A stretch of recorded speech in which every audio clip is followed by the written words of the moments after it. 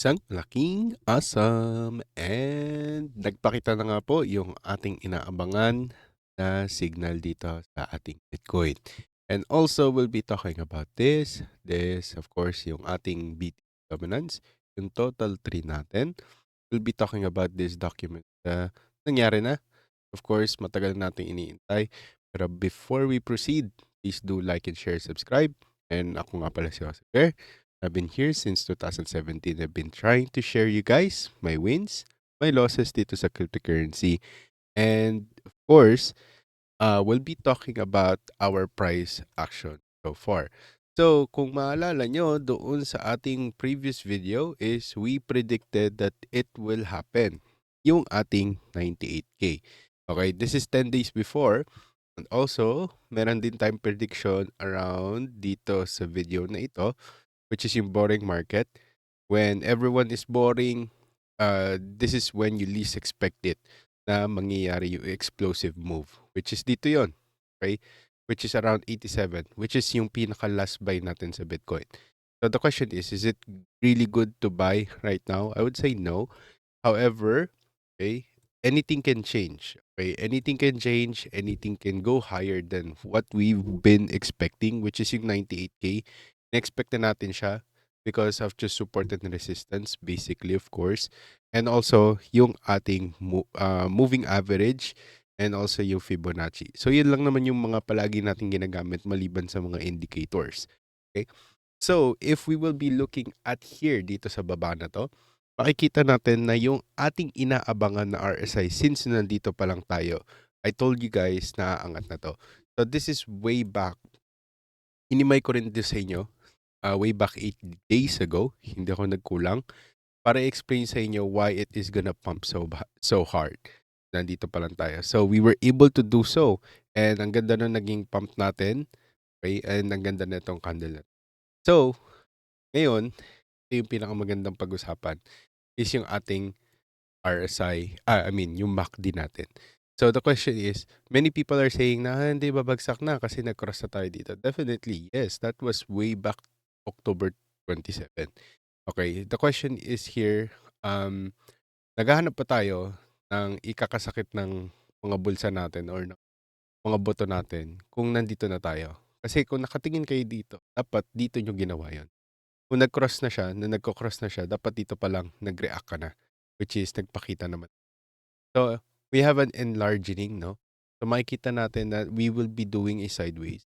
Malaki yung potential na yes, there could be a manipulation as stated to dun sa ating previous video 8 days ago, 10 days ago, and of course, hindi ako nagkulang hanggang nung 2 weeks ago before the new year. No, sinabi ko na rin to. And December 31, sinabi ko rin sa inyo, it will be very important year.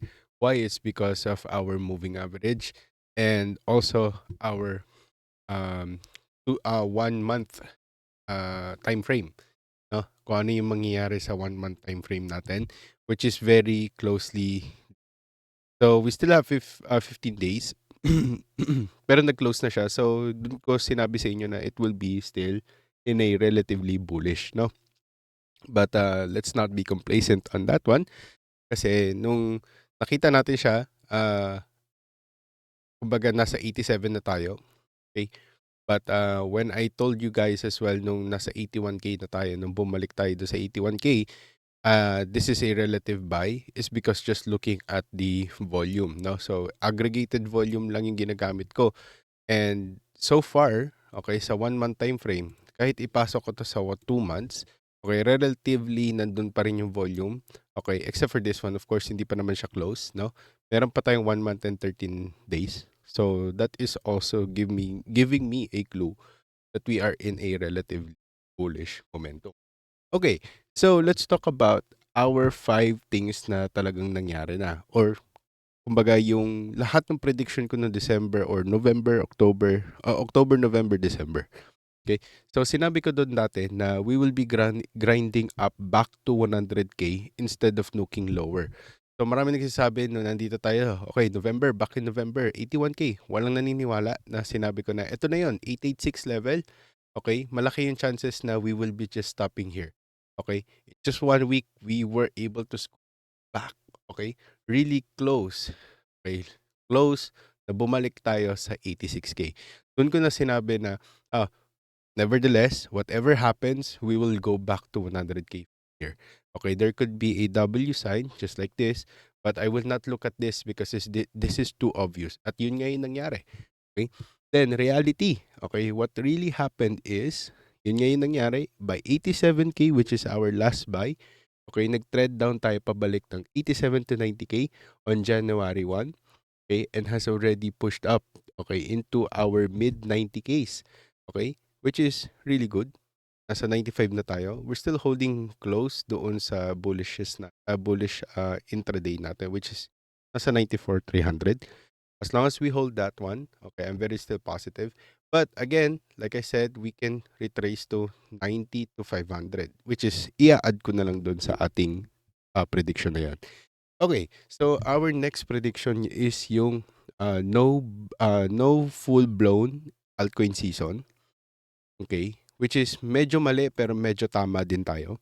Why? It's because yung XMR natin na pinipredict natin na magiging long hold natin is going to stay here. Yun yung sinabi ko sa inyo. Back in October, sinabi ko yun sa inyo. Back in even August and even July, June, sinabi ko yun sa inyo na XMR is the top tier of everything. Kahit yung ZEC umakat, November, etc., I will tell you that everyone is gonna go back to doon sa original, which is, sino pa ba yun? Which is yung totoong decentralized lang. But however, it's not that scalable. So, yun yung sinasabi ko. No one wants to build in XMR until shit hits the fan. Ano ibig sabihin nun? Pag kailangan na nila ng privacy, which is ang totoong kaya mag-provide ng totoong transparency and privacy, which is yung XMR lang. So far, okay, so far. Okay, so nagkakaroon tayo ng scarcity when it comes to trust and security. So now, ang totoong nangyari is yung sa Bitcoin dominance natin, pinag-usapan din natin to na sinabi ko sa inyo. Okay, it's either it goes up, okay, by December. If it does not, it will do a sideways hanggang sa bumagsak na siya. Alam nyo, pinakamagandang signal, ito. Okay, it means buhos na yung candle, yung bullishness ng candle. Pero yung price natin nandito pa rin. Anong translation nun? Ang masasabi ko lang dito guys, malaki yung chances na madudulas tayo pababa dito sa moving average. So, ang kinakatakot ko lang is magiging strong support to. Okay? Na hindi mangyari tong ating gray. Okay? But, I want, okay, is mabutas agad siya. So, which is, baka sa fantasy land lang yun mangyari. Pero, yun nga yung sinasabi ko sa inyo dun sa previous anong November. Pero, ang mangyayari na ngayon, okay, I really think, okay, ko i-update natin, bounce siya dito, babalik tayo dito sa level na to, or even dito sa level na to, which is going to be super dangerous. Baka doon pa lang magmamanifest yung sinasabi ng lahat na 41K. So sa akin, I really don't think so. Okay? Because I have fair understanding on how the Wall Street works and how the big institution works. They don't usually do that, especially if they're fully dipped their toes into cryptocurrency, mainly for Bitcoin.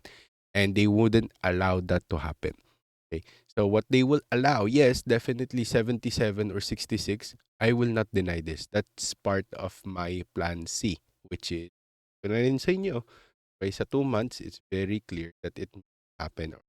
Okay. But not anytime soon.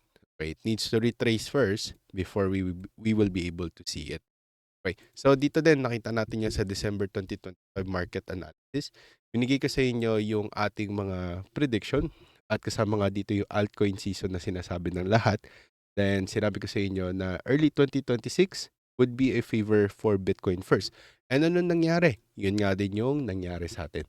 Bitcoin is rallying up and really hard. Okay, if you were able to buy the same as I do, okay, at 81, at 87, you are in a good position right now. Okay? So, over the last days, totoong nangyayari is multiple altcoins are like yung OP, TIA, and other, okay, outperforming, others have been outperforming BTC. Nainisip kong patay na kasi binenta ko yung TIA ko a little bit early before the crash, of course. Okay, but not like too early to the point na masasabi natin profitable. We are about to lose a lot if hindi ko binenta. So, recovering lang yung nangyayari sa TIA. It's not like something that you need to say na, oh, parang, oh, kasalanan mo, banu ka, hindi ka marunong. But we were able to sell here. Come on, look at that. If we were able to sell at April, okay, hindi nandito na tayo ngayon kung hindi tayo nagbenta. So, yun yung sinasabi ko. Okay, kung nag-rally man siya, okay, goods. Okay, this is just the rally. Ito na yan. Okay, and this is very dangerous already. Why? It's because it's already here. However, okay, RSI is still not overheated. So, okay, we may be able to see a really good push up to the moving average 50 before we be able to say, hey, okay, mali, rally nga siya ng konti, tapos tsaka siya magbabagsak sideways ulit, tsaka to aangat to $11. Okay, ganun ko siya tignan. Okay, which is part of our prediction. But yeah, over the last days, tulad ng sinabi ko sa inyo, we have to look at the total 2. Okay, or actually total 3. Pwede nyo na rin tignan yung total 3. It's also getting hot on the RSI. Stochastic RSI, hindi pa. Okay, we need to reach 50. Doon ko masasabi. Okay, but yeah, if our RSI also overheats at 50, we see a decline, then probably malaki yung chances na yung mga altcoins natin will bleed so bad. But Ethereum, USDC, or I mean USDT, Ethereum, and Bitcoin will be staying at as it is where they are. But definitely there will be bloody moves, but it will be also like liquidity sweep tapos aangat ulit. Something like that yung sinabi ko. But let's wait for that one. Okay, sa total 3 wala pa naman masyadong nagma-manifest. Ang totoong nangyari lang, okay, or yung tama, yung totoong nangyari lang is yung sa Bitcoin dominance natin is still in the 59 or 60. Okay, which is yun yung part ng prediction natin for January 2026. Okay? Then also ang final prediction natin is sinabi ko sa inyo na this game is not for retail. Okay? It is going to be institutional playbook retail investors are still missing. So dito hinimay ko sa inyo at binigay ko sa inyo na yung 2026 natin will be dynamics, would be ETFs and insti driven, not a pure retail mania.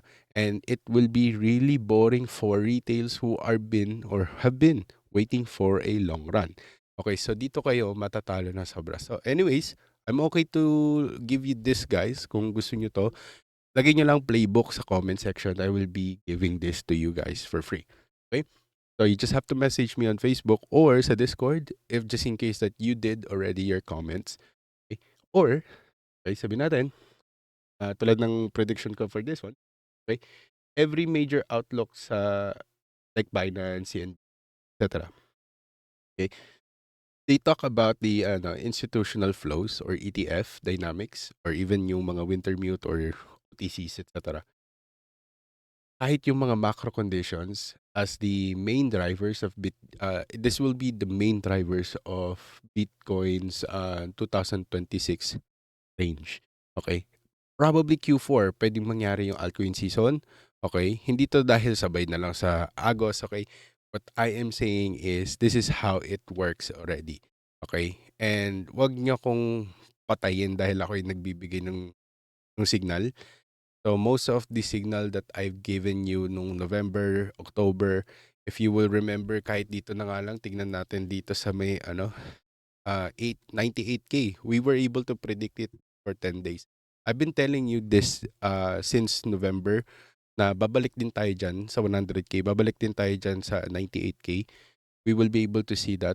Pero hindi kayo naniniwala. So, instead, nagagalit kayo sa akin dahil sa nangyayari. So, deny your feelings, deny yourself. Just move along with the market, okay? And react to it. Find your way, okay, into this market where you will be able to really make money. Okay? Huwag kayong mag-futures kung hindi nyo talaga kayang saluhin yung mga nangyayari sa market. Tulad ng sinabi ko sa inyo, guys.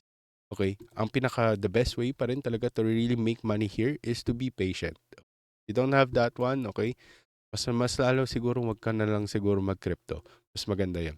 So, if ever we get top out by here, okay, of course, we'll be going back here in the 64. Ito yung sinabi ko sa Tansi ko. And right now, it's already happening. That we are about to go there. Okay, but I'm not saying that I'm very sure. Okay? What I'm saying is we have to wait for the common signal. And we're just following the rules here. Okay, it will be brutal rules, but it will save you ample humility na makinig. Okay, instead magalit ka, mainis ka sa akin, okay? Nung sinabi ko dito bumili, nung sinabi ko din dito bumenta na kayo, ayaw niyo, eh. Gusto niyo ako sabayan. Ako, I'm a long-term player. Okay, I'm willing to take losses, willing to wait for the best opportunity. Really up to you. Okay? If you really want to go along with me, it's up to you. That's your money. Okay? And nevertheless, in the end of the day, it's not a financial advice. I'm just letting you know what I'm doing. And same thing for Meraki. Why you will be subscribing is doon hindi ako magpipigil. Kung ano yung gusto kong sabihin, sasabihin. Kahit masakit. Wala akong paki sa nararamdaman. Dito, medyo magpipigil. Okay? Kasi medyo PR tayo dito. Okay? Pero, sasabihin ko lang sa inyo, more and more, okay, I'm just being honest and just letting you know what I have done so far. Okay? May be able to go above 100K to 102 to 3. That is a possibility. But chances are less. Okay? Kasi nangyari na yung prediction natin sa 90K. Do not ask for more. Okay? What you need to do is to, okay, craft a system. Don't have to look at the price. If you know the price is going to be 1 million someday, why not just big $1,000 every month, $500 every month? There will be no problem with that. Okay? So yun lang guys. Maraming salamat. And chismis lang ang lahat ng yun. Kailangan nyo pa rin anuhin at kiluhin. Yun, ang lahat ng to ay ating makamtan. At syempre, stay awesome. Goodbye.